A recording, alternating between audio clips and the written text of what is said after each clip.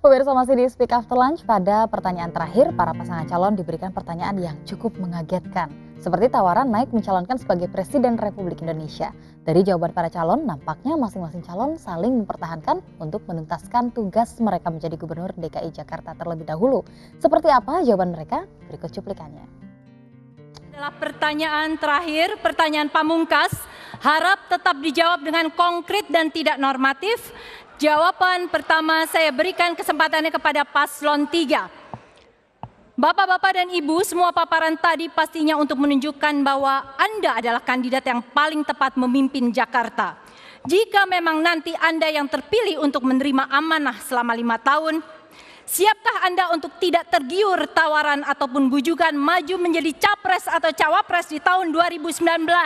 Kami ada di sini untuk berkompetisi, mendapatkan kesempatan untuk membuktikan bahwa kami bisa memperjuangkan warga Jakarta. Inilah mengapa kita semua hadir di sini. Saya pikir sudah jelas, kami akan fokus dengan strategi untuk memenangkan Pilgub DKI Jakarta ini. Dan kami ingin sekali didengarkan oleh rakyat bahwa program-program yang kami tawarkan benar-benar akan menjadi solusi bagi masyarakat Jakarta secara keseluruhan. Terima kasih. Jiwa raga kami, pikiran kami, kita curahkan untuk warga Jakarta. Kami adalah pelayan warga Jakarta. Dengan tulus kerja kami untuk Jakarta. Kita ingin menjadikan Jakarta atau ibu kota yang bisa dibanggakan oleh Republik ini, oleh anak negeri ini. Oleh karena itu, perjuangan belum selesai. Kami ingin 5 tahun lagi ngabdi untuk Jakarta. Waktunya habis, Pak Jarod. Ketika kami mendapatkan tugas untuk menjadi calon gubernur di Jakarta, maka ini adalah amanat untuk dituntaskan. Dan amanat dari Bapak Prabowo, dari Bapak Sohibul Iman adalah memimpin Jakarta tuntas 5 tahun. Bukan sekedar memimpin barangnya, tapi membangun akhlak karakternya dan membuat Jakarta bersatu dalam kebinekaan. Itu yang menjadi amanat yang akan kita tuntaskan selama 5 tahun. Waktunya habis, Pak Anies dan Ya, bersatu tadi cuplikannya terkait dengan pertanyaan terakhir, pertanyaan pamungkas begitu ya. Jika tadi yang menjawab ada Pak Anies, kemudian Pak Agus, tapi Pak Ahok tidak menjawab pertanyaan itu, tapi memberikannya kepada Pak Jarod. Seperti apa nih tanggapannya?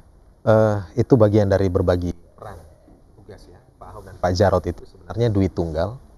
Jadi dalam pertanyaan-pertanyaan sebelumnya juga terlihat bahwa Pak Ahok dan Pak Jarod sering berbagi peran untuk untuk menjawab. Sama juga seperti Mas Anies dan juga Mas Sandi dan juga Mas Agus dan Pok Silvi. Menurut saya itu hal yang biasa saja. Dengan kata lain yang disampaikan oleh Pak Jarod ini juga berlaku untuk Pak Ahok ke depannya? Tergantung masyarakat menilainya seperti apa, tetapi itu merupakan jawaban dari pasangan calon. Jadi, tetapi ada hal yang aneh ya. Tema debat kemarin itu kan mengenai sosial ekonomi. Apa relevansinya menanyakan tentang apakah mau maju pada Pilpres 2019? Nah, ini juga harus dijawab oleh mereka yang membuat soal. Apa alasannya? Kenapa itu tidak ditanyakan misalnya pada sesi perdebatan mengenai tema politik? Ini kan kemarin tema ekonomi. Setahu kita ya tema sosial ekonomi ya mungkin masalah kemiskinan, pengangguran, kesenjangan ekonomi. Agak keberatan begitu dengan adanya pertanyaan terakhir? Ya, kami menjawabnya, Pak Jarod menjawabnya. Tetapi kan publik layak dong bertanya gitu loh. Ini kok kesannya dalam tanda petik. Tapi masih ada pertanyaan begitu ya. Apakah pertanyaan-pertanyaan itu juga ada begitu di kubu dari Agus Silvi? Bukan itu penjelasannya juga. Yang menjadi persoalan buat kami adalah pada saat waktu itu rapat dengan KPUD, kebetulan saya hadir, pada segmen tersebut setahu saya closing statement itu 1 menit.